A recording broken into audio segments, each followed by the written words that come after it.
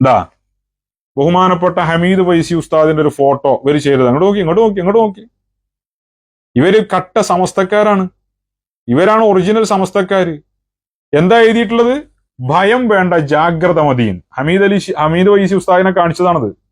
ഇവൻ അറിയോ ഹമീദ് ഫൈസി ആരാന്നുള്ളത്? ഇവൻ ഇതിന്റെ തൊട്ട് താഴെയുള്ള പോസ്റ്റില് ഹക്കീം ഫൈസിന്റെ മഹത്വം എഴുതിയേക്കുക. എടോ, ഹമീദ് ഫൈസി കേരളത്തിൽ ഇല്ലായിരുന്നെങ്കിൽ ഒരു ഹക്കീം ഫൈസിക്കും ഒരു സ്ഥാപനത്തിന്റെയും താഴെ ഫാനിട്ട് ഇരിക്കാൻ കഴിയില്ലായിരുന്നു. നീയൊന്നും ഇവിടെ വാഫിയാണ്, ഹുദവിയാണ്, ഹംബലിയാണ്, മാലിക്കിയാണ്. അല്ല, ഫൈസിയാണ്, ദാരിമ്യാണെന്നും പറഞ്ഞ് നടക്കാൻ ആളുണ്ടാവില്ലായിരുന്നു ഇവിടെ. ഹമീദ് ഫൈസി ചങ്കിലെ വള്ളം പറ്റിച്ച് നാടായ നാട് മുഴുവൻ പ്രസംഗിച്ച് സുന്നത്യമായത്ത് പറഞ്ഞു നടന്നിട്ടില്ലെങ്കിൽ, അതും കൂടി പറഞ്ഞിട്ട് ഞാൻ നിർത്താം. ഞാൻ പറയാൻ ഉദ്ദേശിച്ചതല്ല. ഹമീദ് ഫൈസി ഇവിടെ എന്താ ചെയ്തത്? നമ്മൾ ഉസ്താദ് വിദ്യാഭ്യാസ പ്രസ്ഥാനം ഉണ്ടാക്കിയെന്നാ, നമ്മൾ ഉസ്താദ് വിദ്യാഭ്യാസ പ്രവർത്തനം നടത്തുന്നുണ്ട്. ഹമീദ് ഫൈസി എന്താ ഉണ്ടാക്കിയെന്നാ? അന്റെ ഉസ്താദ് ഗൾഫിലായിരുന്നു. അന്റെ ഉസ്താദ് പിന്നെ കുടുംബത്തിന് ജോലി ചെയ്യാൻ വേണ്ടി ഗൾഫിലോടി പോയി പണിയിരിക്കായിരുന്നു കൊല്ലങ്ങളോളം. സാമ്പത്തികമായ അടിത്തറ മുഴുവൻ ഉണ്ടാക്കിയതിന് ശേഷമാണോ അന്റെ ഉസ്താദ് നാട്ടിക്ക് വന്നത്. അപ്പൊ നാട്ടിക്ക് വന്നപ്പോ നാട്ടിലുണ്ടായിരുന്ന ആലിമീങ്ങൾ പടുത്തുയർത്തിയ ഒരു സ്ഥാപനം ഉണ്ട് ഇനി വളാഞ്ചേരിയിൽ. അവിടെ പോയി ഇരുത്തിയേക്കാൻ മൂപ്പരെ. അറിയോ ഹമീദ് ഫൈസി എന്താ ചെയ്തതെന്ന്? ഹമീദ് ഫൈസി കുടുംബം നോക്കാൻ മറന്നു, സമ്പത്തുണ്ടാക്കാൻ മറന്നു. ഹമീദ് ഫൈസി കേരളത്തിലും രാവും പകലും ഒഴിവില്ലാതെ ഓടിയിരുന്നു. ഞാൻ ബഹുമാനപ്പെട്ട അബ്ദുൽ ഹമീദ് ഫൈസി ഉസ്താദിനെ കണ്ട് പരിചയപ്പെടുന്ന കാലം അദ്ദേഹത്തിന് സ്വന്തമായിട്ടൊരു കാറില്ല, ഒരു വാഹനം സ്വന്തമായിട്ടില്ല. ഇപ്പൊ അടുത്താണ് ഹമീദ് ഫൈസി സ്വന്തമായിട്ട് വാഹനം എടുക്കുന്നത്. അദ്ദേഹത്തിന് ഒരു അംബാസഡർ കാറിൽ ഒരു ഹിന്ദു ആയിരുന്നു അദ്ദേഹത്തിന്റെ ഡ്രൈവർ, ഒരു ടാക്സി. ഞാനൊരിക്കൽ ചോദിച്ചിട്ടുണ്ട് എന്നിട്ട് ഉസ്താദിനോട്, അതെന്താ നിങ്ങൾ ഒരു ഒരു അന്യമതസ്ഥനെ ഡ്രൈവറാക്കാൻ കാരണം എന്താന്ന് ചോദിച്ചു. അറിയാൻ വേണ്ടി കൗതുകത്തോടുകൂടി ചോദിച്ചതാ. സ്ഥിരം അദ്ദേഹം ഡ്രൈവർ. അപ്പൊ ഇനി ചിരിക്കുക ചെയ്ത്, വേറൊന്നും പറഞ്ഞൊന്നുമില്ല. ഇപ്പൊ അടുത്ത അദ്ദേഹം വാഹനം പോലും വാങ്ങിയത്. അവര് രാവും പകലും ഇല്ലാതെ ഓടി നടന്നു. ഹമീദ് ഫൈസി ഉസ്താദിനെ നിനക്കറിയില്ലേ? നാട്ടിക ഉസ്താദ് പിന്നെ തിരൂർക്കാട് വെച്ച് ഉമർ മൗലവിയോട് സംവാദം നടത്തുമ്പോ നാട്ടിക ഉസ്താദിന്റെ കൂടെ ഉള്ള യുവ പണ്ഡിതൻ ആരാ നിനക്കറിയോ? അബ്ദുൽ ഹമീദ് ഫൈസി അമ്പലക്കടവ. ഹമീദ് ഫൈസി എന്താ ചെയ്തതെന്നാ? അന്ന് എന്റെ ഉസ്താദ് ഇവിടെ ഗൾഫിലാ, മരുഭൂമിയില് പൈസ ഉണ്ടാക്കിയാണ്. ആ മനുഷ്യൻ സംഭാവന നടത്തുന്ന കാലത്ത്. പിന്നെ ഹമീദ് ഫൈസി ഉസ്താദ്, നാട്ടിക ഉസ്താദ് വഫാത്തായി. സുന്നി കേരളം മുഴുവൻ അന്താളിച്ച് നിൽക്കുകയാണ്. നിലല്ലാ കയത്തിലായതുപോലെയായി. അപ്രതീക്ഷിതമായിട്ടാണ് നാട്ടിക ഉസ്താദിന്റെ വഫാത്ത് വിവരം വരുന്നത്. എനിക്ക് നല്ല ഓർമ്മയുണ്ട്. അന്ന് കേരളയിൽ എന്റെ ഉസ്താദിനെ വയലിന് കൊണ്ടുവരുന്ന ദിവസമാണ്. അന്ന് കേരളായി മദ്രസയിലെ ഉസ്താദുമാരെ പരിപാടിക്ക് ക്ഷണിക്കാൻ വേണ്ടി, ഞാനന്ന് വിദ്യാർത്ഥിയാണ്. അപ്പൊ നാട്ടിൽ SKSന്റെ യൂണിറ്റിന്റെ കീഴിൽ ഉസ്താദിനെ വയലിന് കൊണ്ടുപോവുക. അപ്പോ കേരളായില് പിന്നെ മദ്രസയിലെ ഉസ്താദുമാരെ പരിപാടിയിലേക്ക് ഔദ്യോഗികമായി ക്ഷണിക്കാൻ വേണ്ടിയിട്ട് ഞാൻ ചെല്ലുകയാണ്. അന്ന് ഒരു അലി ഉസ്താദ്, എനിക്ക് നല്ല ഓർമ്മയുണ്ട്. അദ്ദേഹത്തിന്റെ വോയിസ് കേൾക്കണമെങ്കിൽ അദ്ദേഹത്തിന് ചിലപ്പോൾ അത് അറിയായിരിക്കും. അദ്ദേഹത്തിന് അന്നൊരു ഒരു പിന്നെ സ്വഭാവം ഉണ്ടായിരുന്നു. അന്ന് സോഷ്യൽ മീഡിയ ഒന്നും ഇല്ലല്ലോ. റേഡിയോ വാർത്തകൾ റെക്കോർഡ് ചെയ്ത് വെക്കുന്ന ഒരു പരിപാടി ഉണ്ടായിരുന്നു അദ്ദേഹത്തിന്. റേഡിയോയിലെ വാർത്തകൾ വരുമ്പോ ആ വാർത്ത എന്തോ ഉപയോഗിച്ചിട്ട് റെക്കോർഡ് ചെയ്യുക. അതേ സെറ്റിൽ തന്നെ കാസറ്റിലേക്ക് അത് റെക്കോർഡ് ചെയ്യുക. ഇങ്ങനെ ഒരു പ്രത്യേക ഒരു സ്വഭാവം അങ്ങനെ ഉണ്ടായിരുന്നു അദ്ദേഹത്തിന്. അങ്ങനെ ഉച്ചക്ക് ഒരു 12-12:30 ആയിട്ടുണ്ടാവും. ഞാൻ അലി ഉസ്താദിന്റെ അടുത്തേക്ക് ചെന്നു അസ്സലാമു അലൈക്കും എന്നാണോ. ഉസ്താദ് സലാം അടക്കിയെന്നല്ലാതെ ഒരു തരം മരണ വീട്ടിലിരിക്കുമ്പോൾ അങ്ങനെ ഇരിക്കുകയാണ്, അന്താളിച്ചിരിക്കുകയാണ്. ഞാൻ സാധാരണ എപ്പോഴും കാണുന്ന ആളല്ലേ എന്നുള്ളവർക്ക് ഞാൻ വലിയ തമാശയിലൊക്കെയാണ് ചെല്ലുന്നത്. പക്ഷെ അദ്ദേഹത്തിന്റെ മുഖം വളരെ നിരാശയിലാണ്. അപ്പൊ ഞാൻ ആകെ അന്തം വിട്ട് എന്തേന്ന് ചോദിച്ചു.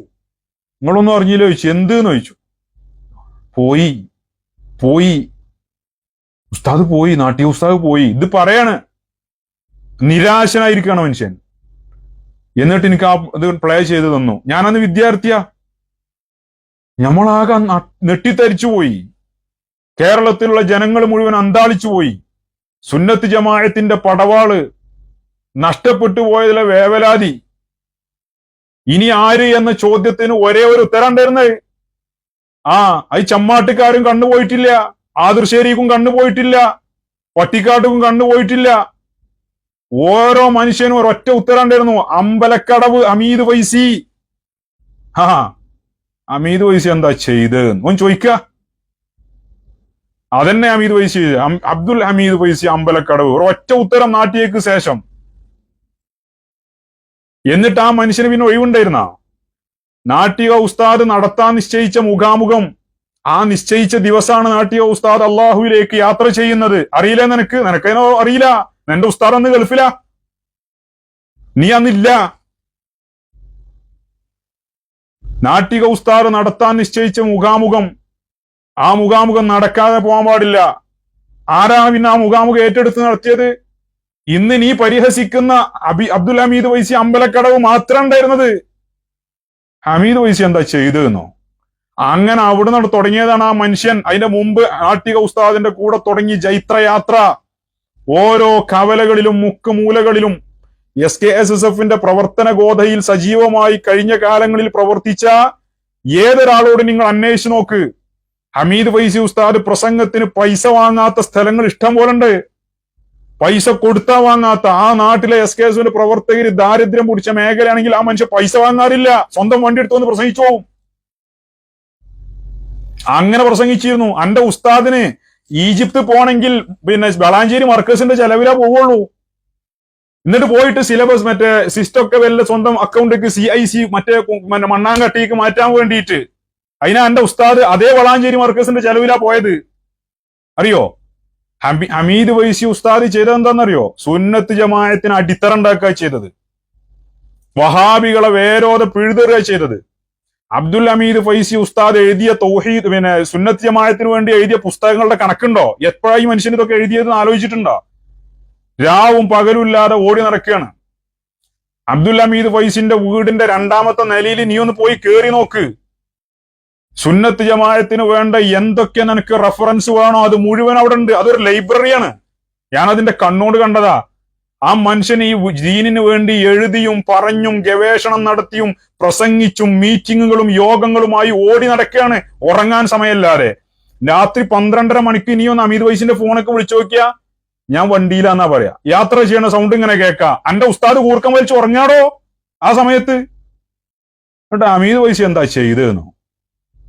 ഹമീദ് വൈസി എന്താ ചെയ്തെന്ന് ആരായി ചോദിക്കണ്? ഈ ചോദിക്കുന്ന ആൾക്കാരൊക്കെ ഗൾഫിലായിരുന്നു. ഓല് സ്റ്റാൻഡ് ഉണ്ടാക്കിയ ശേഷം വീടും പറമ്പും കുട്ടികളുടെ കുട്ടികൾക്കും ഉള്ള തിന്നാണ്ടാക്കിയ ശേഷമാണ് ഞാൻ ദീനി ഖാദിമാന്ന് പറഞ്ഞു വന്നത്. ആരാണെങ്കിലും ഇന്ന ആളെന്നൊന്നും ഞാൻ പറയണില്ല.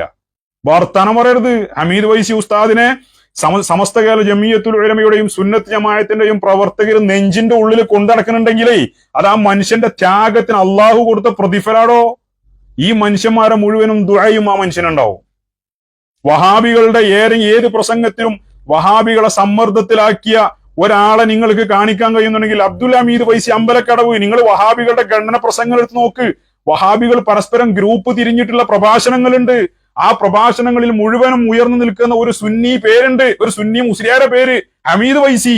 ഹമീദ് വൈസി അങ്ങനെ എഴുതിയപ്പോ, ഹമീദ് വൈസി ഇങ്ങനെ പറഞ്ഞപ്പോ, ഹമീദ് വൈസി അങ്ങനെ എഴുതിയപ്പോ, ഹമീദ് വൈസി അങ്ങനെ പ്രസംഗിച്ചപ്പോ.